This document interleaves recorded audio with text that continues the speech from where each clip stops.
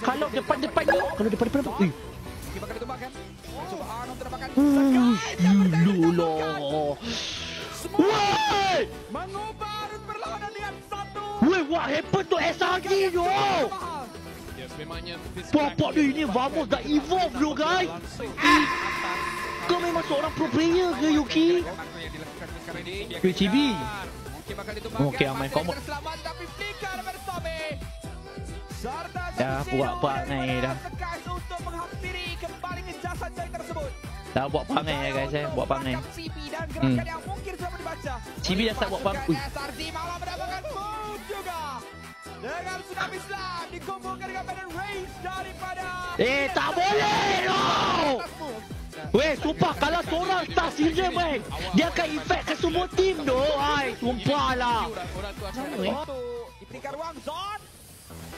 Wih, Syam mahal tu Syam. Boleh tu Syam. Bapalah.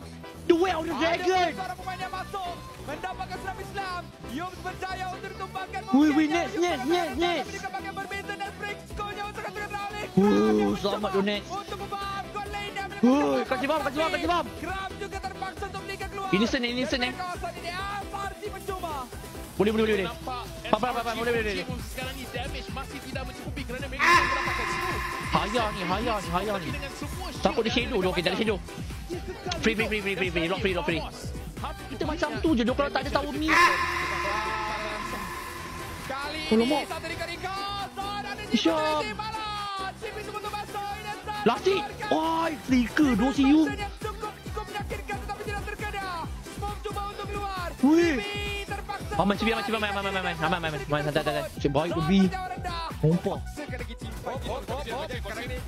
Persoalan yang cukup besar. Wih. Sekarang ini adakah mereka bersedia? Wih, net. Mati siau net. Hai, bangkit lah. Kram juga betul dicari. Smoke ditumbangkan. Wih. Ramai yang tidur sekarang ini. Tapi bukan TV. Mendapatkan triple kill. Bapak dia. Woi.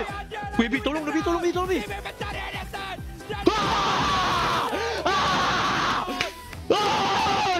Untuk satu sekarang ini. Jagla. Bapak dia hampir mati tu B. Satu saja kesilapan, satu saja langkah ke hadapan. Beliau bakal dihukum sekarang ini. Wih, habis lah. Diorang memang. Masih lagi belum ada tekan dalam perjalanan. Mencoba berantakan pasukan Vamos. CB dibalasnya dendam oleh Inesan. Percobaan daripada sekat untuk masuk. Namun saya keluar dan berkelakon. Tsunami Islam itu pasti akan datang oleh Yums. Oh, tengok. Dia memang dia tak isap je tu. Siau tu. Sekurang-kurangnya bukan kau Oh. tetapi